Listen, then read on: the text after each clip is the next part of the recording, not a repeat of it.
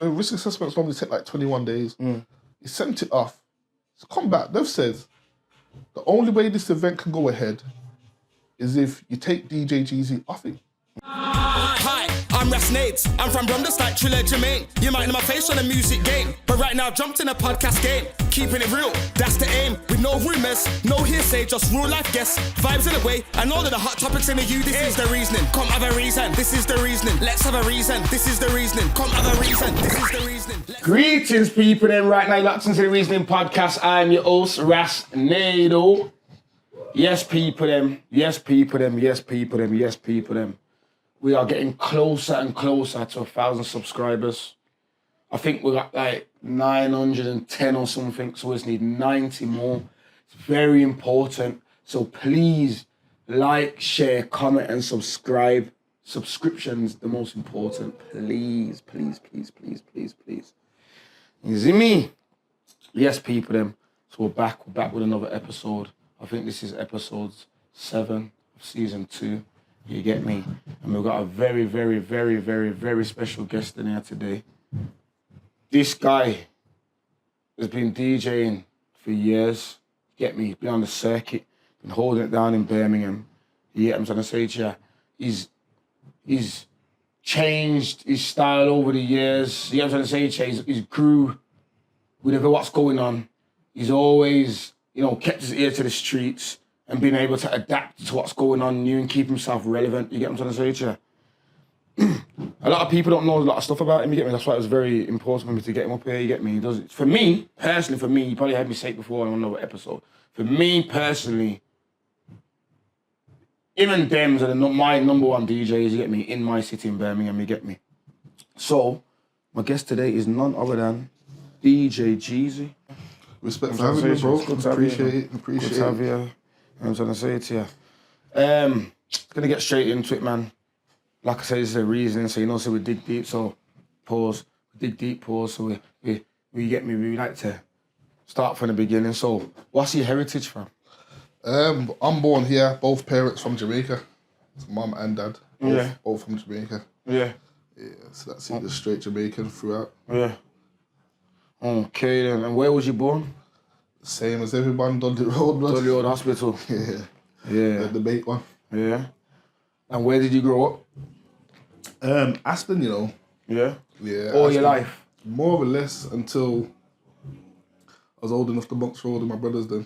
Yeah, yeah. And it was more over Handsworth side of town. But what am I talking about? I'm going like I don't know you from there. Like I don't know you from Aston Park, from the place yeah, this is what with OG and Jermaine, my cousins and that, and you and Chris and all them, man. And, come on, old school. What's his name again? McAllen, all that. Come on, bro. I was there. How am I going like I don't remember? Yeah, of course I remember. Yeah. True. You're right. So yeah. So yo, them times were good times as well, Star. I used to like that little play scheme there. I used to look forward to that summer, go down to that little Aston. And you know what? A lot of people used to link up there. Yeah. It used to just attract people from every ends. So. Because he's right, because there's a lot of man now, you probably wouldn't even go to Hampton like that, Aston like that necessarily again. Who used to be at that place game, brother? Absolutely. Fully though. It's mad, bro. It's mad in how you grow up and things just change. So, what was your childhood like? Calm, Yeah, it was a nice upbringing, man. Both parents in the house. One bag of brothers, as you already know. Yeah. So for those who don't know, obviously one of your brothers has been a guest on here. Yeah. He's a good friend of mine too. This is Fidel, Fids. More life. Big up Fids. Yeah. Breaking barriers, big up Fids. You get what I'm trying to say to you? Don't know. But there's a few others. So in my household, it was just boys, innit? Yeah. So it was a boisterous household, you get me? Yeah. Man just bare fighting, playing. Yeah.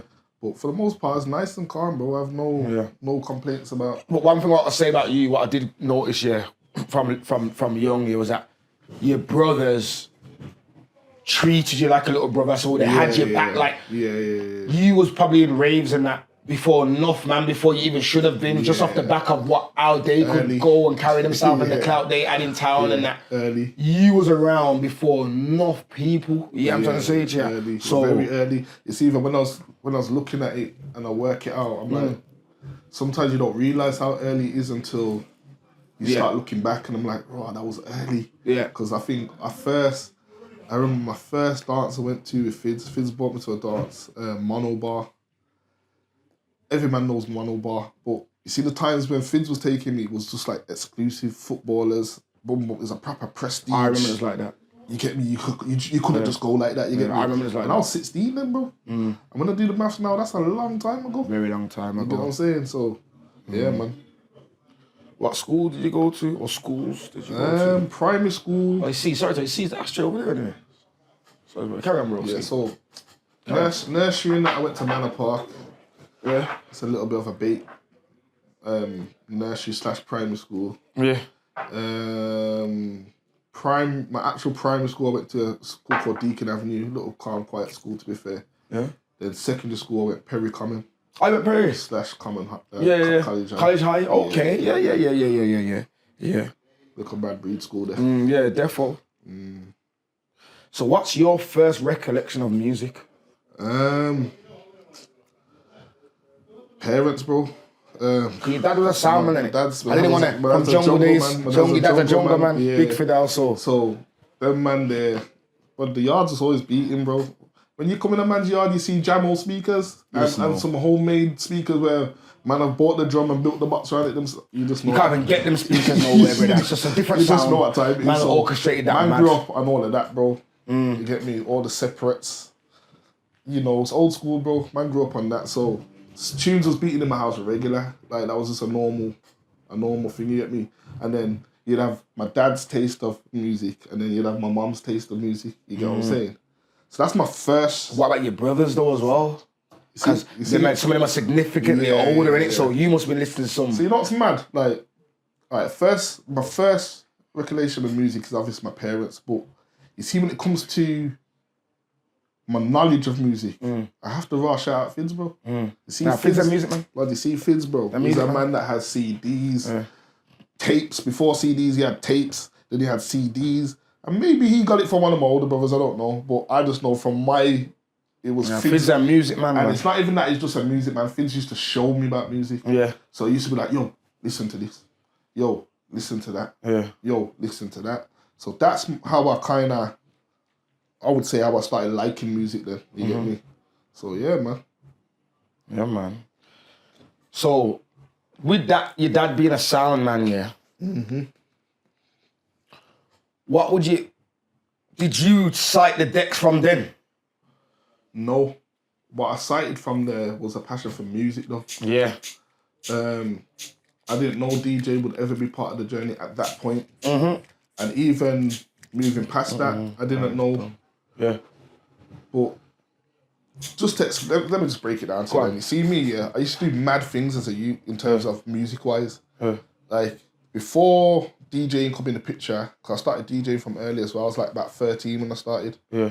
But before that, it was instruments, just any little instruments. And I couldn't play it like where you read music and play like a proper musician then. But give me a guitar, I can make 2 sounds that sound good. Give me a piano, I can make 2 sounds that sound good. Get me? And then I think my parents bought me a keyboard first. And you see on this keyboard, that's where I started. Boom, boom, boom. Remember the keyboard, you can press a button and it starts playing a beat? DJX and then you can play a little, you know what I'm saying? Yeah, sick. And then what used to happen now, moving into that era, that was kind of the era when my brothers were going out. All these Sidewinders, all these Garage Nations, all these Sun Cities, all of these. So after the dance, they'd obviously release the tape packs. Before it was the CD packs. It was the tape packs first. Yep.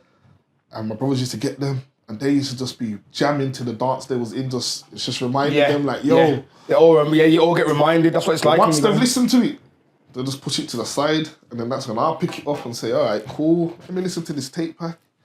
So then that was probably tuning me in with certain DJs, how they mix, certain MCs, how they will spit. Yeah. And then this is why I'm saying I was a little bit when it comes to music. So I started learning how to play all the garage tunes on the piano, because when it comes to keyboard, I should say, when it comes to a keyboard, I can play from ear. I'm not a man who can read music, but if I hear something, I can play it in my head a couple of times, and then before you know it, I can work it out. I know a few men like that. So then imagine it's like I would mix to the tape packs. So they're playing and I'm playing some rhythms on the piano, and that's how I first started in terms of that's technically mixing. Technically, when it's just a different form and adding music together in it, and then to take it even wilder than that. I remember not even my dad's separates. My brother used to have a little stereo, 2 tapes. You know the little glass bit on the front where you can see the tape spinning? They are popped out. You get me? So one time I'm playing a tune on one side, you get me? And then I pressed play on the other side, just as a random one. I don't know what it was. And it was a sounding mad clangy and boom, boom, boom. And I remember pushing my finger in and trying to slow down one side to get it on time. But obviously you can't match the tempos and that. So it'd be on time for a little bit and it sounds sick and I'd be like, yo, yo, yo. And then it'll go off beat and I push my finger in again, slow it down. That's me mixing there, bro. Mixing. That's before I even know that you're mixing. You get what I'm saying? So that's probably, So, your pops brought you some decks, innit? 13. Yeah? Me and Serge. Yeah? My other brother Serge. Yeah, big up Serge. Sergi, yeah. So obviously, was kind of begging for decks at the time. And as I said on another podcast before, when you're them ages, you don't really get them kind of presents. You get me? That's mad. They're expensive presents. It's my them days. But big up the parents. They went out and got them because the same man was passionate in the music thing, innit? So, yes. And then from there, we had decks but no vinyls. You get me?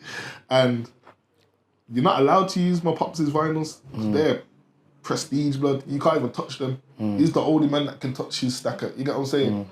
So me and my brother used to start buying vinyls. We'd save up our little pocket change a week time, fly into a Tempest, fly into a Punch Records, get a little one tune, probably like 1 tune a week or every 2 weeks get a 1 tune.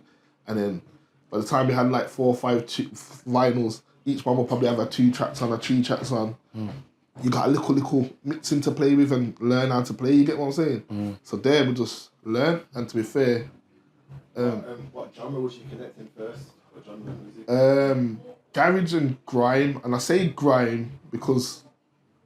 The time it was. Yeah, the time it was. I think you've got to say...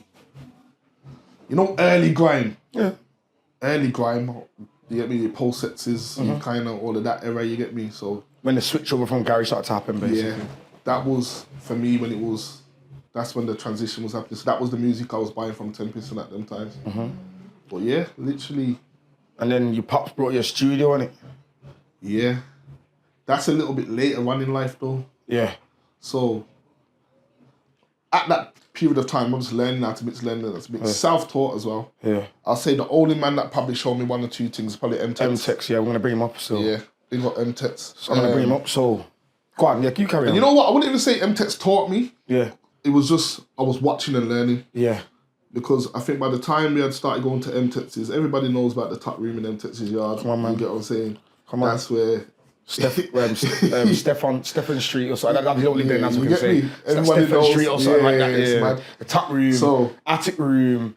You can blaze Pure in there, tunes, blood. PL tunes You know what I'm running. saying? You can beat the speakers are mad in there. You know what I'm saying? By the time I got there, Yeah. I kind of already knew how to DJ. Yeah. So it was more just watching, soaking up, learning. You know another place that slipped my mind? Go on. DJ Club. Okay. Man, there used to be DJ Club in Aston. Okay. And it's just like a little community club thing.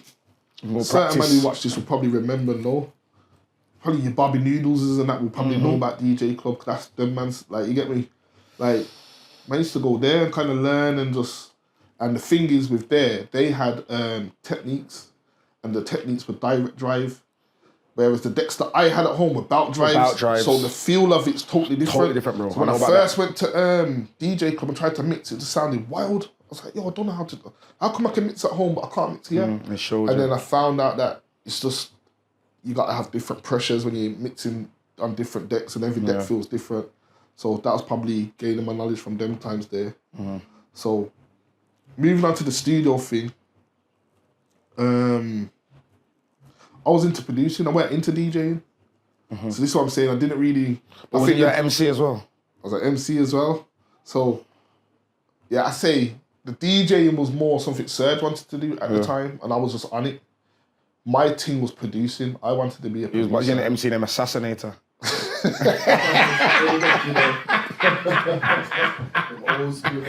Yeah. You done your research. Yeah, You done your research. Assassinator. And that was because at the time, my brother, Surgery and his little set, they were called Young Assassins Crew, innit? Mm-hmm. So I needed a name that kind of, you know, you're always trying to be with the oldest. I needed a name that kind of fitted in there. Yeah, I know it goes. So yeah, that was that at that point of time. Make it worse. I rather found a tune of me MCing the other day. It's mad. I'm gonna play it to you one day. Mad. But I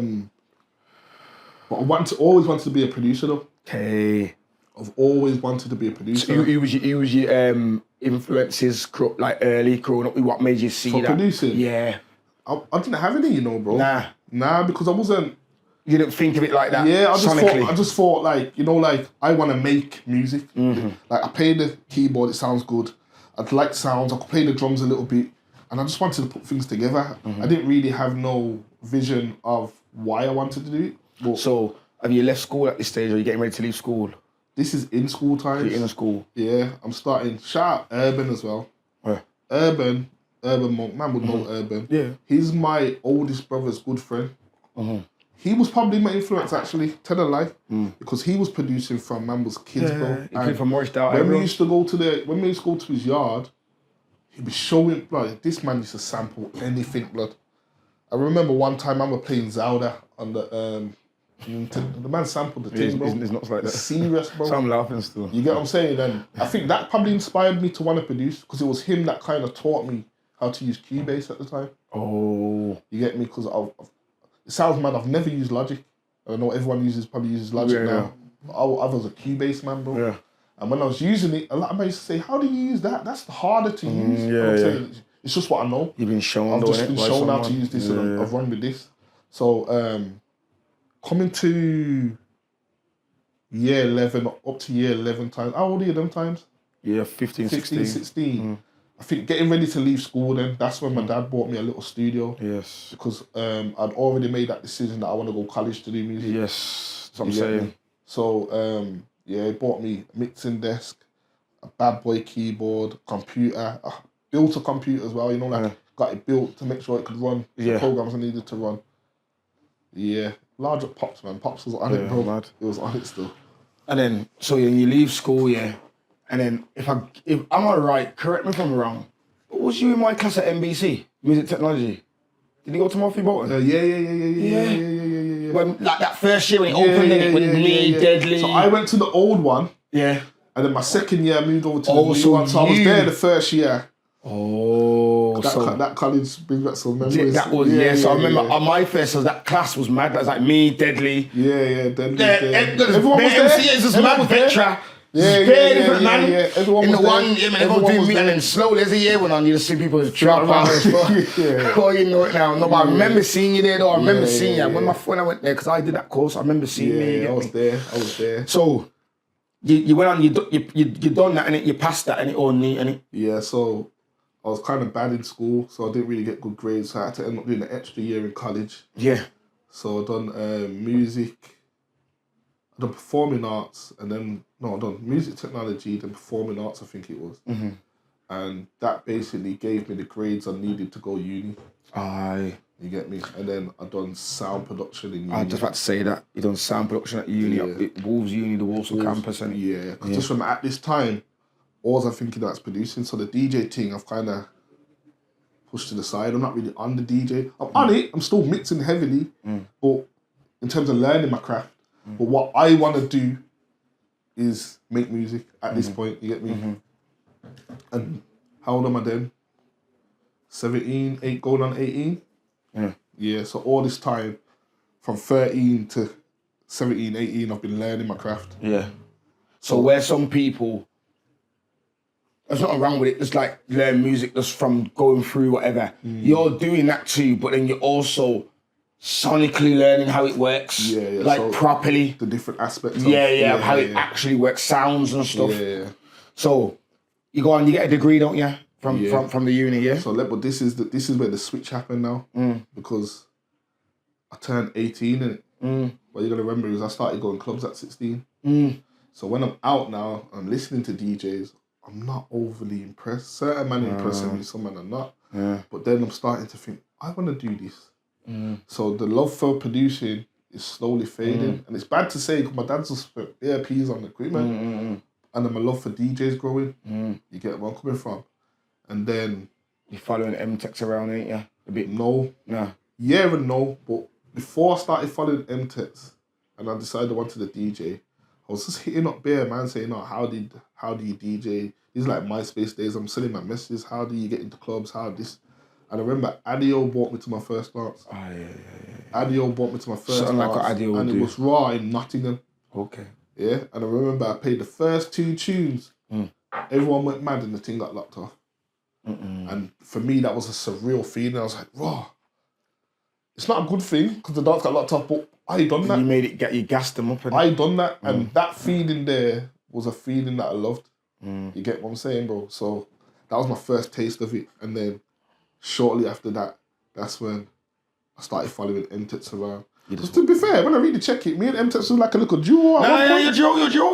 All it is, when I say following around, I mean like because obviously he's older. I was definitely following him. Out before, but then it got to the stage now where you know what I'm gonna say, definitely following him around. You know, bringing me here, bringing me there, and he was the one who's blessing me on saying, "Yo, touch your neck here, touch your neck there." Do you know what I'm saying? Because that's remember, 100%. I'm up at age show them times, so I remember seeing, that's what I'm asking, I remember seeing you like, "Oh, yo, he's playing now," like, you know what I'm saying? And obviously Tex, was the guy, Tex was the guy, right?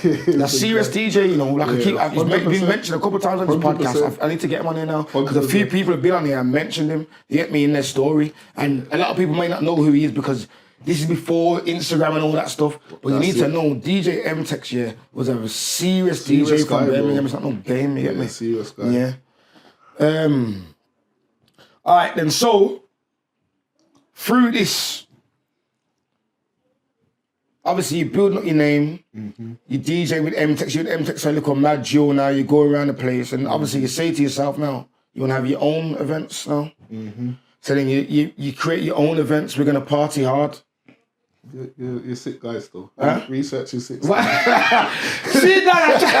They won't get it. I try to tell them, you know, I'm not the only team on the home right now. No one in the UK. I can't see it, but we'll the research team's doing their job. We'll keep our head straight and keep on working it. So we're not really, but so we're gonna party hard. First one. How did that? All right.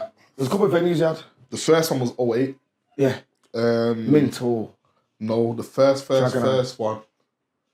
Alright, let me tell you about the first one then. The first one was Raw Oceanas, yeah. Okay. I was promoting this dance for months, bro. Yeah. See, the week of the dance, bro, Feds locked it off. They used to do that all the time with Oceanas. I'm like, raw. Come on, Oceana was the uptown club at the time. I'm like, because, okay, what they done was, this what made me know this event's getting serious, bro. I was promoting it for time, and they had sent a message through the club saying that my lineup looks a little bit heavy, and basically, it needs to be toned down because I'm going to draw too much of a crowd with this sort of lineup. Shout out all you Trillers and all that. They was all on it at the time. Cool. I've toned the flyer down, but here's what I've done on a sneaky one. I've made a flyer for them, and I've made a flyer that I'm still promoting. They've got back in contact with me again, bro, and says, listen, we have basically tapped into your social media. We can see that you're still promoting the old flyer. They told me that, you know. I'm saying, these times, this is way, way back away. How are you, man, tapped into my social media? You get what I'm saying? Because at the time, I was more sending this by direct message. I'm not promoting it publicly. So I'm like, raw. So then I've had to literally tone the thing down. So I toned it down. There was like a month left of promotion. Got to the week of the dance. The dance was on the Friday. On the Monday, I had a phone call from the venue saying the police have pulled your event. I says, yo, this event can't go ahead. They've not told me why. They just said, this is what the police have said. I've said, cool. I've had to make that announcement. People, them, dance is lock off. But I'm going to try and get it back on. You get me? Then the Thursday, you know, my brother got me a meeting with the guy at Dragon Eye. And mine was saying, yeah, I don't care about no risk assessment. I'll put it on. So you sure? He's like, yeah, bro, do your thing. You make money, I make money. Just do your thing. I said, all right, safe. Put the dance on, bro. Dance was a success. Rammed it out. Good vibes all night. No problems, no issues. proper. It was a good dance. It was a good. That started the journey for events for me. And you started to have more. And at that time, my name's hot though. Yeah, we're gonna know. Don't worry, we're gonna get to that my name's part. hot these We're times. gonna get to that part. So then you go on to have more of them in Review, Mint, all the clubs. You're killing it. You're doing your thing. At this time as well, your name's G-ZEE, J. Double E. ZY. ZY at this time. Let's not forget this, you get me? Doing your thing, you're going on mad. The police get involved. Cool. So I'm going to show you how the police get involved, because at the time I didn't understand it. Yeah. As you get older, you get wiser, you start knowing how. So when you put an event, town, 9 times out of 10 you got to do a risk assessment. On the risk assessment, you're going to put your full name, your date of birth, your address, followed by what DJs you're having, how much guests you're expecting, what type of music you're playing, the one and know everything. That's the important part. The one and know everything. What the police then do, that's why they locked off my event, they then look at your event and say, they assess the risk of your event and they say, okay, they will then feed back to the club to say, this event is going to be high risk, so it will need 5 security guards. It might need 8 security guards. Oh, you're going to need a metal detector. Oh, you might need sniffer dogs. However they assess the risk of your event, they will feed back that to the club, and then that club will have to put their methods in place. Otherwise, the event can't go on. Cool. With my name now, what started happening is, well, when I put my event on and I done my risk assessment, obviously it says on there, DJ G-ZEE's birthday bash. So when I'm the one that's doing, as the promoter, sending off the risk assessment with my details, you now know exactly who DJ G-ZEE is. Yeah. Because before that, DJ G-ZEE is just a name. Yeah. It's just a name. I could be anybody. Yeah. I could be a gal. I could be a man. I could be an alien. Bro. I'm just a name. The only way they associated me with my name is through when I done my first risk assessment. Now that's now made the police aware of exactly who I am. At the time, they're labeling my family members as gang members. Yeah. So then that's automatically put a marker on my name as gang related. So then what's happened now is, not long after my dance, at the time I'm hot. I'm hot at the time, I'm everywhere. Probably like how I am now, but back then I'm every club, every booking, every week. I'm at the point where I can turn bookings down. The bookings went from that to I notice I'm only doing the shubbings. I'm like, in my head, everyone's hating on me. I'm thinking, why am I hating? Because I had a good event. You get me? But I don't know that this is bigger than that. And I'm going to show you the timeline. My dance was April for my birthday. Yeah. I found out I was blacklisted in the following January. Bloody hell, it's nearly a year then. And So all that time. And guess who told me? Who? Triller, bro. Because Triller used to book me for his birthday every year. So when Triller's gone to book me again, just when Triller's birthday thing's in January, he used to always have it at Oceana. Was that the Oceana one? The one we had the Oceana, London and Sheffield. I just come out of jail. right. I know exactly what you're on about. When it's gone to book 09, that me, is. Triller's phone and says, yo, fam, imagine I've put your name on the line. I've done the risk assessment. Just for the risk assessments normally take like 21 days. He sent it off. It's come back. They've said the only way this event can go ahead is if you take DJ G-ZEE off it. Triller was the one that let me know I was blacklisted. To cut a long story short, I had to end up having a meeting with the police. They have like a separate division called the Head of Events Police. It's run by a woman at the time, a woman and an Asian guy. I had to sit down and have a meeting with them to say, and my brother actually came with me as well to say, look, you had to try even spin the thing like, yo, we're half brothers. You get me, like, try spin it on them. Now like, your brother showed me that still. you get me? So it's like, I go to uni. I'm heavily involved in music. I've not got a criminal record. I don't do no wrong. You can't really tarnish me for whatever, innit? You get me? So they released my name. But by the time they released my name, they've done a lot of damage. So now no promoters want to book me, and the ones that they're scared now. Imagine they say, no, it's gang related, they're going to bring bare gang members to your event. They're shook now. So they look at me like, So I'm on a journey of building my name again. So I'm basically starting from scratch. And I build and I build and I build. And you see where I start hitting where I'm booked every week again? Bam. Again. Blacklist again. And that happened like 4 times in a row. And is that then we get the change of the name now? I took a break. You took a break. I took a break. Yeah, you took a break I took a break. You thought it's cool then. So you took a break here, but then Stories opens. Yeah. So when I took my break for about 6 years. Yeah. I thought it was shorter, but when I was really taking the time, it's about 6 years I took out the game. Yeah. Even that, just from I still going to uni them times, so I've graduated from uni. Even thinking that Screamer went to my uni. Me and him was in the same class. Okay. You get me? So that's where I made a lot of connections as well. Shout out Screamer. Yeah. Yeah, I've took like 5-6 years out, and you know why I've jumped back in the game, bro? Because I've started seeing a lot of these guys, and I'm thinking, yo, the raw can't mix. Yeah. And I'm like, because my DJ influence growing up was EZ.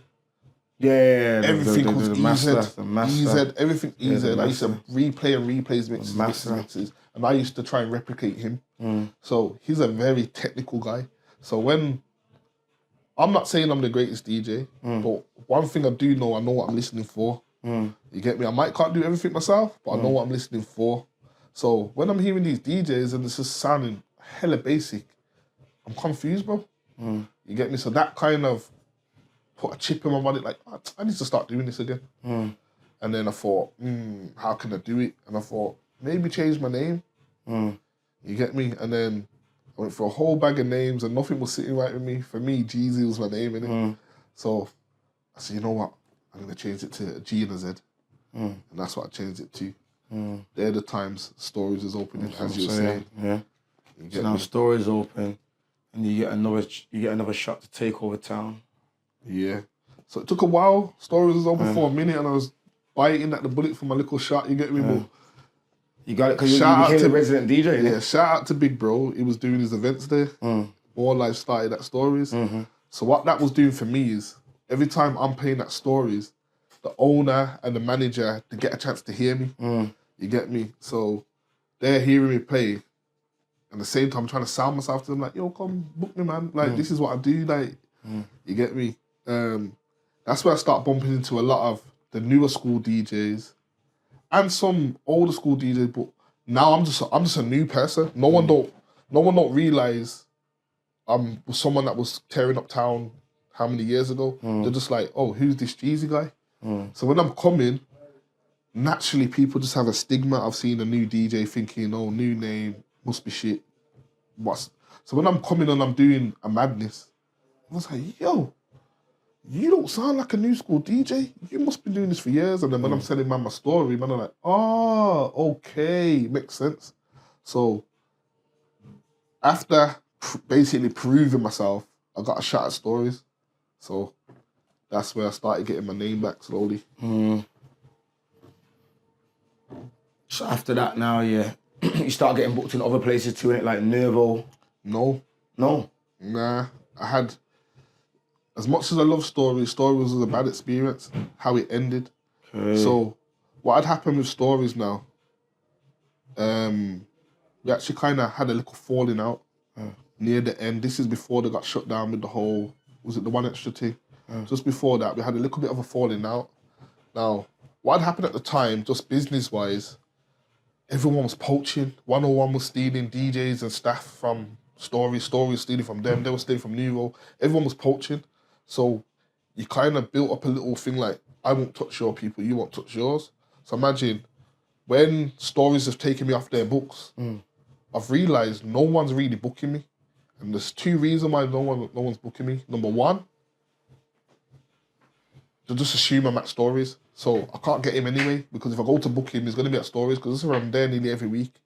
Number two, Nouveau's got the mentality of, you belong to Stories, so we're not messing with you. So coming out of Stories, I was struggling for bookings, bro. And what had happened after that is we had gone into lockdown. The only places I was really paying before lockdown, was More Lives. And I think I'd put on a couple of events myself. I'd done a couple of G-ZEE and Friends before lockdown, but there were night events. And then I'd done an event called the Vibing Club, where I'd done the black cards. And you had to be a member, you had to have a black card, proper credit card. And and then each card had a unique code on. That was your code. That was your membership. Some politics happened around that. That's why I didn't carry that on. But there was a period of time after stories that no one was booking me, bro. Okay. So what I feel happened with me is lockdown is where I reinvented myself. Okay. Because I started doing the lives. Oh, did ya? Yeah. When I started doing the lives, I but feel I went like about in lockdown, yeah, so I feel like when I started doing the lives, that's when I was showcasing my time. Because what I said on the lives was, I'm gonna come on here, old school G-ZEE style, because I'm playing for me now. I'm not playing for the clubs or anybody else. So I'm coming on here and I'm absolutely mixing the shit out of mixing. My main thing was, let me show these like how I mix.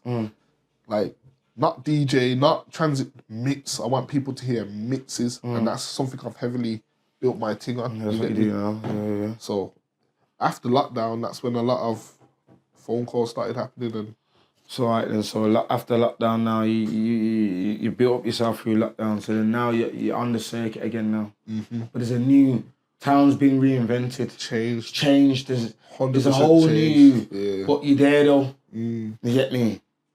Then, because this is when I'm back about now, and the first event I seen you have was the G-ZEE and Friends at Portrait. The first the one, red and white one. Yo. Yeah. My first Yo. thing. Yeah. My first brunch thing. That was serious, brother. Yeah. That was serious. So, what made you start that back, and how's it progressed since? So what made me start that back was, I feel like as a DJ, to push yourself to the top and to the limits, you need to be doing your own events because that's where you can showcase yourself the most. I have full control of what I do. I have full control of what time I play.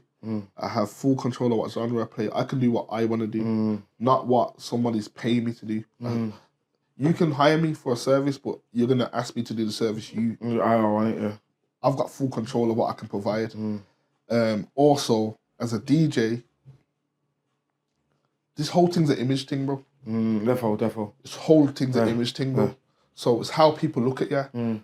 When people see you can ram a venue with 400 or 500 people, all of a sudden everybody wants to know you because they believe booking you is going to bring 400 or 500 people, which is not necessarily the case. Nah. But that's the way the scene's looked on. Like, rah, he had so much people.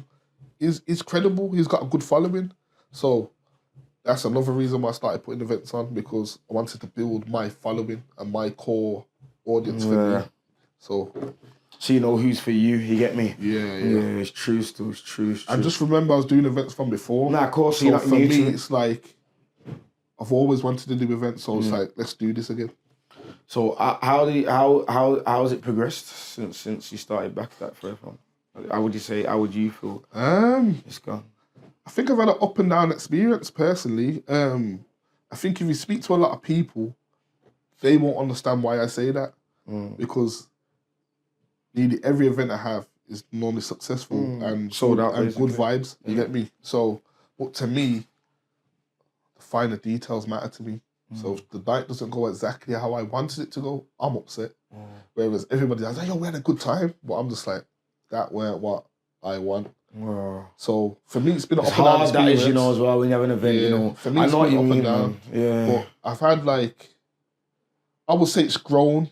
It's definitely grown because the numbers will suggest it's grown. Even though I'd say it depends which one it is. So when I have my birthday one, I normally have that on a bank holiday. The numbers are way more greater than when I do my other ones. Because naturally it's bank holiday and it's my birthday. People are stepping out for me. Quick plug 050524, the next one. No, say that. No, say that. Birthday thing. Tell them. Yeah. Tell them what it is. 5th of the 5th, 2004, the next one. So the birthday one's always... So that's why in like 3 months or something. Yeah, basically. Yeah, man. So yeah, man, it's grown good. I've grown the brand as a brand as well. And if you've come to my events before, which you have, the people that will know, I focus heavily on branding. So anywhere you turn your head, you see some form of DJ G-ZEE logo. You get me? I've had some mad times at your events, bro. When I land at the events, it's mad. Even your brother said to me one time, Facebook, said, Nado, I'm not gonna lie, yeah. That he came out of jail, yeah, and you brought a kind of a new demographic to More Life, and I like it. yeah. With your hype self, you brought it. I like it. But yeah, man, trust me. See, what are you gonna say? See, go on. What marketing techniques do you use to promote your dances and that? What makes your marketing different to everyone else? Because everyone's trying to do events. Yeah, everyone's trying to do the same thing. So the first thing I wanted to do for me, I wanted to bring back that old school element of performing. So that's why I says every dance I have, I'm booking an MC. Book Deadlies, book SG. So I'm booking an MC because I'm saying like that's the era I grew from and the era I love. But at the same time, I've got to be fully aware of it. So you can host I only was doing like, I just want a 20-minute set. I don't want it too much because a lot of girls don't really want to hear too much of that, and my audience is heavily females. So just like, but that little gas is going to give people a nostalgic feel that they ain't had for ages. That's why I've noticed you get the right people. So you'll get Triller, you'll get SG, you'll get Deadly. These people, as much as they're spitters, they also know when there's ladies there, they know how to tone it down. So check this. And but I'm telling you, C4 when I'm can going do that through, as well. Yeah, when I'm going through the MCs, and I said, this is the first one, innit? I booked Triller for the first one. Yeah. When I was going through the MCs, I'm saying, pictures of that shit, it's crazy. Which MC in Birmingham do I think resonates with girls the most? And I said, it's got to be Triller. And it worked. I said, it's got to be Triller. It was a shutdown, blood. It worked. It was a mad thing. A mad thing? And then naturally, the man them roll. We was on the stage, the vibe, bro. Man ended up touching mine. As well, you get me? Yeah, you get what I'm saying, bro? Naturally, It was sick, bro. Yeah, and it's not too, we went too much. We went like, man, I'm trying to do a set. Yeah. Everyone's done a one bar, got a one reload, then we leave it, and then we just carry on with the tunes, you get me? And then straight after that, I've gone back into like the girl them garage. Then, it was sick, man, it was sick. We've taken for the man them a little piece, and then we're back to the girl them. So that was good. That was one of my techniques.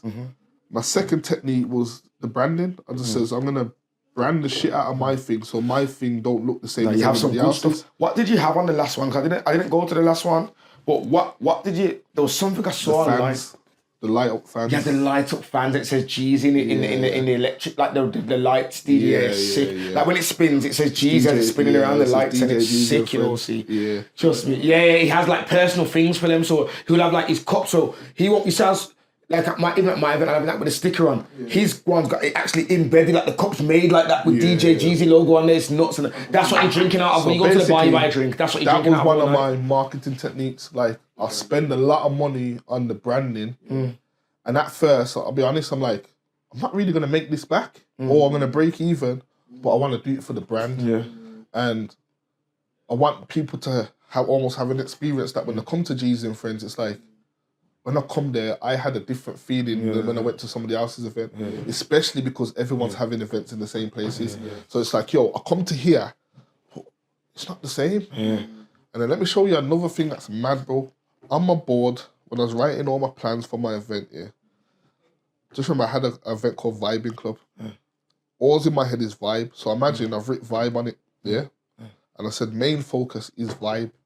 Everything else comes after, But I didn't do nothing in my head for vibe. I just said it. You know the maddest thing, bro? You see, after the events are finished, all I get feedback is about the vibe.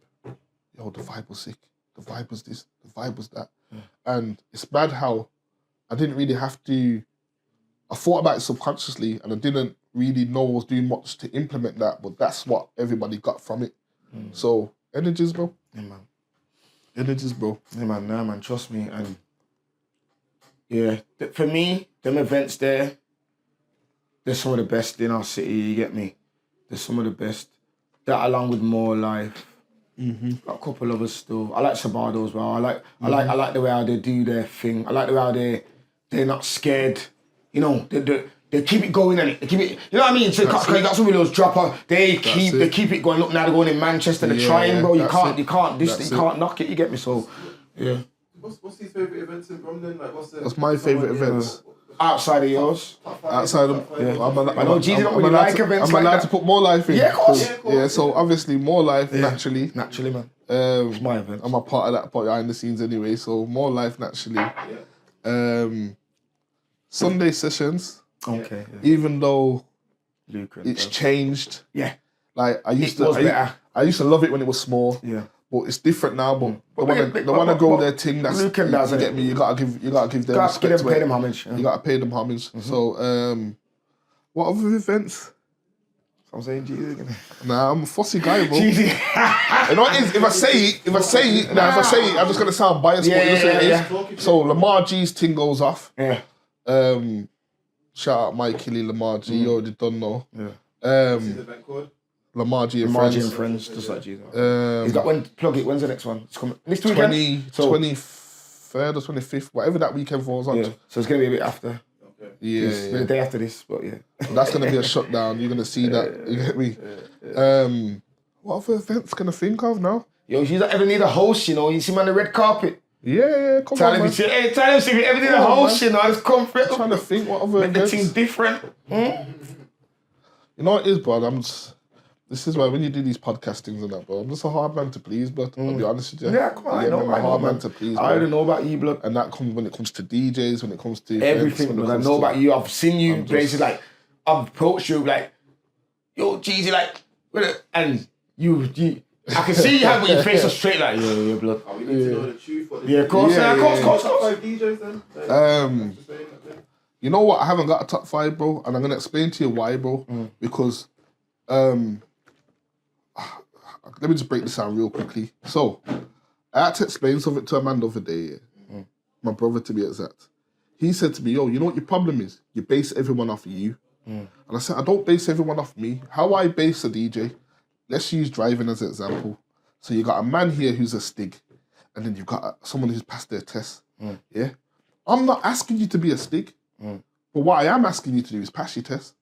That means you've got to get the basics right. First. And a lot of DJs are not getting the basics right because a lot of DJing is just maths, bro.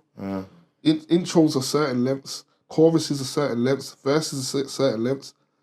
I shouldn't be hearing mad mixes that's cutting out in the middle of a verse or middle of a chorus. Like, there's a certain things, bro. Like, don't get me wrong. If you got 10 minutes left and you did a mad shellings quickly and you're just juggling a few shit, cool. But the crowd know what you're doing when you're doing that. But if you're doing proper mixing and you're mixing halfway through your set and you just, every mix seems a bit off, I'm a man that will pick up on that. The normal audience member probably won't. 9 times out of 10 they're drunk, bro, and they just want to have a good time. So that's why I'm not impressed. But I pick up on them things though still, but yeah. When G-ZEE talks, G-ZEE's the thingy in it. I'm. Yeah. So this is what I'm just gonna say. I ain't gonna put a top 5 on it, but I'll say I like different DJs for different reasons, bro. Because what's your favourite then? Who's your favourite DJs? Favorite DJs, Lamar G's one of them. Yeah. 100%. Yeah. Silk's up there for me because I know how talented he is. Yeah. Even though I don't think he's playing how he used to. But he's still talented though. But you can't deny his talent. He's sick. You know what? There's a lot of young DJs coming through. Taz is cold.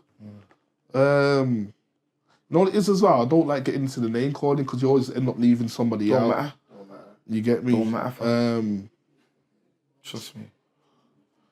Even your bro, Predator's cold, bro. It's cold. Predators. But you know what it is? When you talk about this, you forget man like Predator. You get what I'm saying? Only because not about. But You get me? Something that's outside of mine, you know, don't forget you know that. what it is? It's You just, get me? it's just That's all not it in, is, fam. because it's just not in my scene. Outside of mine, Because it's not in my scene. Trust That's me. like a lot P. of what they will call downtown DJs. They don't even know about P. There's some cold DJs downtown, but because they're not on my scene, I just forget, man. And I ain't heard everybody. You get me? I ain't heard everybody. So, like when I was doing the chop shop, they asked me the same kind of question like, "Who's your top DJ?" And I'm saying, "Yo, I don't really rate much people." And it's not that I'm being bad man or think I'm better than anybody. It's just that I know what I'm listening for. That's it, man. You get what I'm saying? And a lot of the fundamentals and the basics ain't being done right. So I'm the same when it comes to artists as well. If you're really about your craft, you know. you get what I'm saying? Yeah. So. It's not a popularity contest, is it? And then now, with who's on the scene now, the game's changed so much that I almost shouldn't be looking at DJs in a certain way because they've grew up on laptops and technology. It's a different thing, isn't it? And the whole fundamental side of it's gone. So it's like, it's hard to, for me anyway, because I'm just I judge man on mixing. Like, and I probably shouldn't because that's my thing, but I judge man on, I need to hear what sort of mix you can produce. And That's why it's a hard question to ask me. No, say no more. So Lamar G now. My killie. How did you first meet Lamar G? I met Lamar G, yeah. So I first come across him when he was doing a live. So this was all lockdown time. He was doing a live, one of his lives.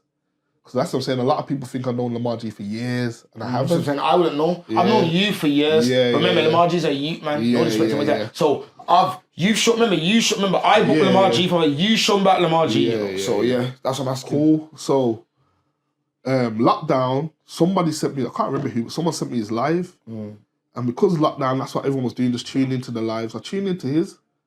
Straight away, I was like, yo, this dude's got something about him. I like it. So I sent him a little message and said, yo, bro, I like what you're doing. Keep up your thing. Keep pushing. Boom, boom, boom. And then I'll just keep tuning in. And like, every time I'm tuning in, I'm raw kind of like, it's impressing me. I'm saying, yeah, man. Like, I ain't really heard no little younger ones mixing like this. So, yeah, man. And then Braz and Chopper and Keem, well, Braz and the Chop Shop, I should say, they decided they want to do, at first, the conversation was, let's do a verses. You know, like, because that's what's going on through lockdown as well. Anyway, yeah, let's do a verses. Yeah. And then I explained to them, bro, like, there's no point doing a verses. Man might as well do a clash. And then it's like, no man really wants to clash. So I'm like, all right, if no one wants to clash, let's just play together. Let's just have a vibe. So I'm going to say, yeah, everyone's on that. You get me? No point clashing or making it into that. Let's just, every man link up, create a vibe. So I'm going to say, let's do it on a live. So I'm going to say, all right, cool. Let's do it on the Chop Shop. I think they probably had the biggest platform at the time out of everyone in the group who was talking. Let's do it on the Chop Shop. Let's create a little vibe, little buzz, boom, boom, boom, boom, boom. So then we all linked up, Chop Shop Studio. That's actually the first time I met Lamar. Okay. You get me? Whereas a lot of people, because of how we are now, a lot of people would think I've known him from, you know what I'm saying? But yo, my man's, has developed his craft well, bro. He's got even better. And, but I'm serious, but like, he can do big things, you get me? Imagine this, bro. I'm so well educated in this DJ game now. I can tell you who practices and who don't. I can tell you who practices and who don't. These DJs on the scene, a lot of them, what they've done is, they've bought the technology, they found out how to make this technology work, the technology now works, and then that's it. The focus on marketing. I ain't got nothing against them, man, you know, because you know what? That's a skill we need to learn in a sense, like, old school man, we need to learn how to market because it's very important. And that's where I lack. It's how you land these one extra jobs and stuff. That's where I lack. I lack in the marketing side of things. But them man, they just pick up the technology, do it, and then they focus on marketing. But with Lamar, I can tell he practices. I don't need to ask him if he practices. I can tell because as a DJ, you might do the same mix 10 times. But I can hear an improvement in that mix every time you do it if you're improving on it. The only way you're going to improve on it is if you're practicing. You get where I'm coming from, bro? And I've heard Lamar grow as a DJ. I've heard him grow. So, yeah, man. We met there, and from there, become a little bro, man. Yeah, proper. So, I've watched you DJ bare times. Like, sometimes, I don't know if you noticed, bro, I'll be standing next I'll just be standing next to the decks like, yo, you get me? I think even the last of my whole life I was just there, you get me? Yeah. So I don't think people understand how technical and experimental you are in a rave, bro. Like You know what I think that's mad? What makes you be like that? Yeah, go on. You know what I think it's mad? Yeah. What makes me be like that, that's just how I've learned. That's just what I know. I don't know no different. But what's mad is, every time I'm playing, 9 times out of 10, you'd have someone watching me. Yeah. Like watching my hands. Yeah, that's what I do, and bro. I'm just like, yo, how's your hands moving like I'm that? just there like this, like... You get me? Say what I'm saying, it's kind of just what I'm... Because it was like bang, bang, bang, and bang, bang. Now that love taking over. Or some bang, bang, but some mad mix, you know what it is, bro? I'm thinking, hold on. You know what it is, bro? It's And how do you know that these two will gel together so well? Because remember, see, it's art. Practice and art. Remember, you can mix any song. Remember, you can put anything together, but it's not gonna gel right, bro. Yeah, this is what the problem is with the game, bro. So about a year ago, Serato bought out something called stems. Now, man who produced will know what stems are. Yeah. It's, I know this because I'm an artist, so I know. you get where I'm coming from. So you Chucky can uses them. So you can with them R&B separate. things. You can separate. You know that. The so with Serato, The vocals it breaks from it down into vocals, drums, bass, and melody. Aye. You can separate a track up that's already made. I don't know how they've made this technology, but it sounds cold. It's what Chucky Online does. Yeah. Have you been to Chucky You know Online's what's mad? R&B? You know what's mad? Every time you see, like I know you know about music. Every time I tell a man who knows about music, he's shocked. It's crazy. And it sounds like it won't sound good, but if I show you, you'll be impressed. It's nuts, of man. how, and it don't sound good with every tune. Yeah. But for the most part, you'd be very surprised. I showed the artist the other day with their own track. I took just their vocals off to show them. Like, look, I can get the acapella of your track. Yeah. And they couldn't believe what they was hearing. It was like, how have you done this? I'm saying it's not me. It's the music program. But what's that done? What's that done now is that's made everybody think they can start doing mashups and Chucky on, bro. Have you seen it? Have you been to one of his R&B events? I've been. They're cold, but I'm telling you, he does some stuff. And I'm thinking, how have you got that brandy vocal like that on its own, and then got to mash up with them 2 tracks there? Because you couldn't do that before. It's an R&B tune, you know, bro. The only way you could do it before is if you can't just do that. Is if You get me? that person's released the acapella. Yeah. You kind of go, you download the acapella. And you're not gonna. That's all long MC. You're not gonna do that. You get me? And then guess what? He don't know. He showed us on Instagram hear this. in the studio how he does it. You said that so long. We're going backwards a little bit. That's what you used to do. That's what blew my name. That's what you back used to in do. the day. That's what you used to So do. going back quickly, you see when I first started DJing, it was a MySpace era. Big I said it earlier. The man would release the tunes on MySpace, and then that's when you'd want the tune, like, yo. So the problem was now, man weren't selling music them days. So the only way you can get certain tunes is by hitting up the producer directly. But when I'm hitting up these man, and I'm core names, the Burger Boys, the Sub-Zeros, the TRCs, because I'm a nobody at this time, they don't know about me. Man ain't sending me no tunes, bro. Check goes. You get me? So I said, you know what? Here's what I do, yeah. Because this time I'm heavily on producing at this point. I'm in uni doing producing. So I'm saying, any man who don't send me his tune, I will remix his tune. Yeah? And man, I'm just thinking, wow, okay, cool. Bro, I was getting man's tunes. All you need to leave is one part of your tune open, and I'll break it down into little samples, but then I'll rearrange your whole tune, man. Yeah? I'll make an intro out of it. I'll make a bridge. I'll make a cut. Bro, as long as there's no vocals, obviously. You get me? And I'm making remixes that are sounding madder than the originals. So the man used to start calling me the remix king. That was back then. And then I'll probably slap a random vocal on it. And then it's just like... So it makes sense when I'm seeing you in these more lights now, why are you so mad like that now? That you explained it. Because it's old school. It's something I was doing from before. Let me show you what's even mad. A lot of remixes I still play to today are from back then. Okay. But a lot of people think I've made them recently. Really, you've been doing some this of them have been practice, like you know what I'm saying, bro? Yeah. So yeah. But what the problem with that now is not everyone has a musical ear. Especially, let me just say it, bro. You see these new school DJs, not a lot of them actually love music. I know that. You get me? You know what they like? The flashing lights, the lifestyle, and it looks all appealing, you get me? But you see music, they don't actually love music. So it's like, them man with DJ, yeah. Okay, technology's made it easy. So your BPMs, you'll put it all in a list, bro. And then man will just go down the line and mix whatever tempo is very similar. Don't think this goes with this or that goes with that. I don't even think half of these men look at the key of music, what key the song's made in. Bro, if 2 songs are made in the same key and you mix them, it's going to sound seamless because they're made in the same key. But a lot of men are they're just mixing the next tune in the list. Or top 10, that's a banger and that's a banger, so I'm playing them one after the other. So, to me, I call that temporary vibes. You want to know why? The minute you don't play a top 10, the vibe, you just watch the crowd go. You see, when you're just playing a set and you're playing naturally and you build it till it gets to here, I could play the shittest tune, bro, but everyone's going to enjoy it because the whole vibe is vibrating at one level, bro. And that's the difference, bro. You get what I'm saying? It's mad to break it down to science, you get me? Yeah, it's mad, bro. It's mad. It's deeper So than, this is deeper mad. than a lot of man think. So saying all this now, my next question is saying all this, yeah, do you think you get the recognition you deserve there? Good question, you know.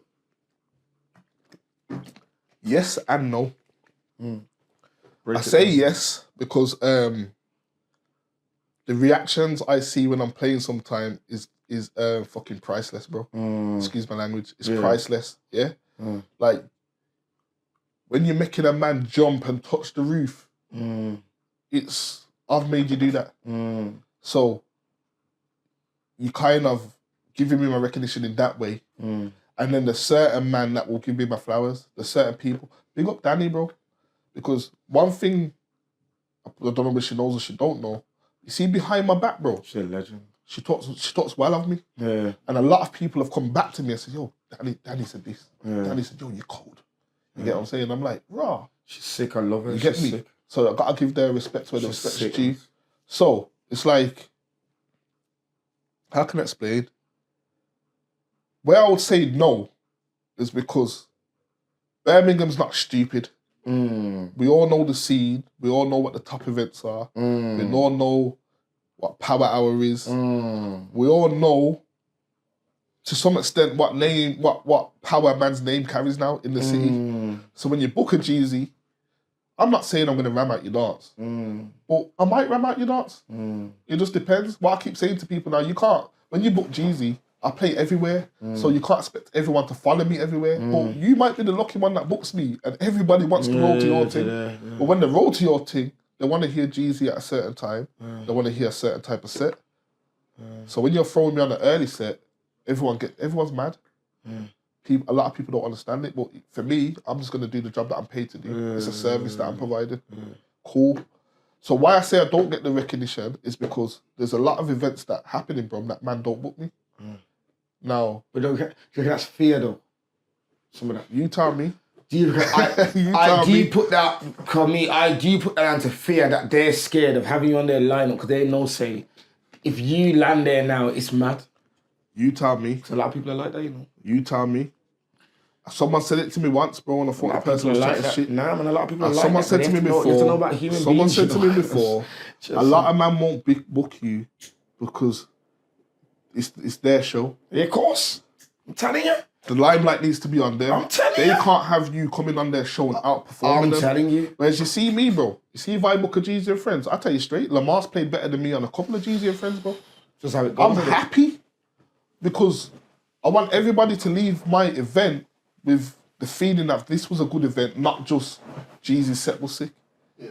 You get what I'm saying? So if a man comes to my event and does a better job than me, I'm actually happy. Yeah. Like, that's what I want. I want everybody to do as well as they can. So,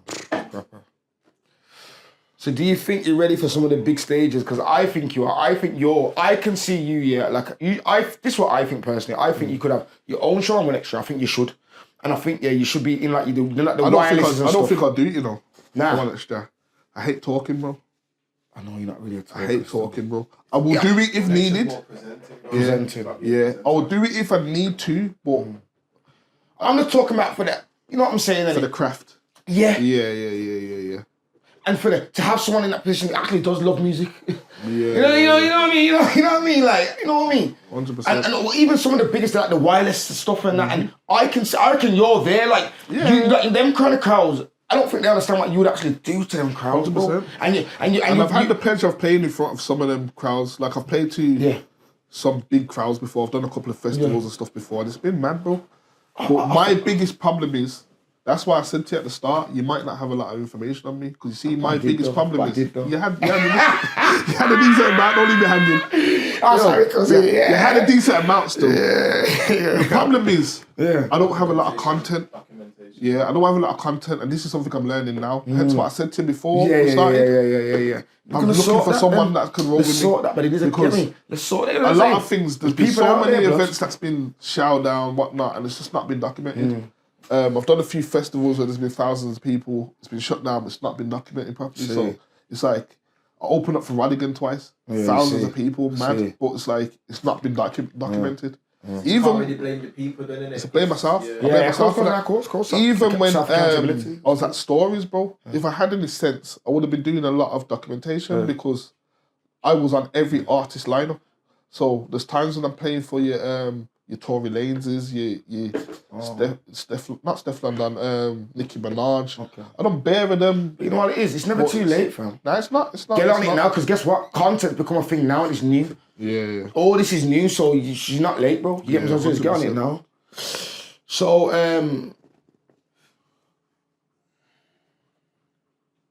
do you think it's hard to elevate as a DJ anyway, in general? Yes, not into the different tiers, or is it more of where you want to be, where you're comfortable? Let me tell you the problem with this game, bro. Yeah, it's not what you know, it's who you know. You know the right person, every door can open for you. Like an artist, Every industry. like every industry, Yeah, like every industry. Mm. You get me? I don't know if you noticed, but let's talk about Wireless then. When Wireless came last time when it was in, bro, there was a certain set amount of DJs that was on Wireless. But if you noticed in all of their posts, they had to say thank you to a certain particular person. I won't name who it is. But why was everyone's post the same? They said what they wanted to say first, but at the end of it, they had to end it thanking this person.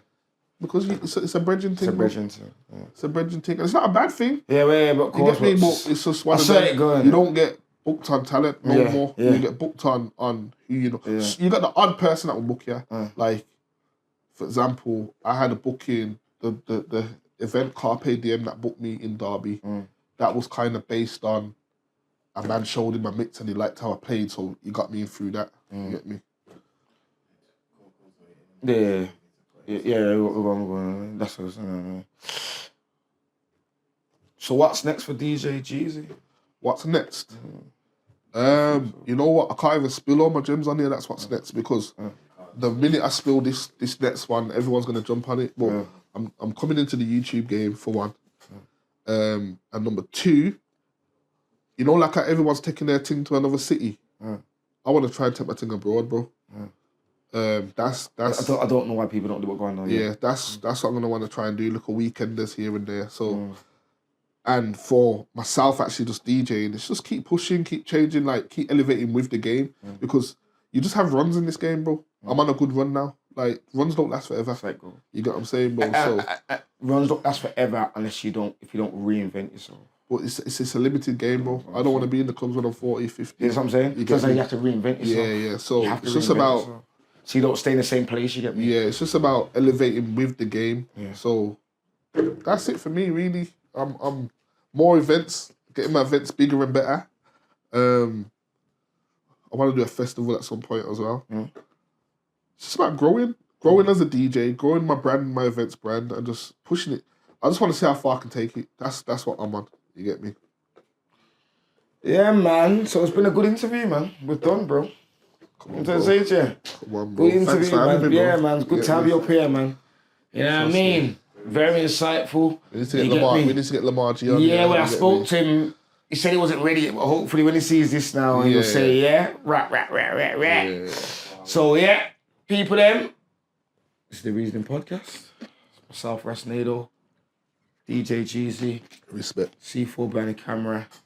Big up C4. We're out. Don't know. This is the reasoning, come have a reason. This is the reasoning, let's have a reason. This is the reasoning, come have a reason. This is the reasoning, let's have a reason.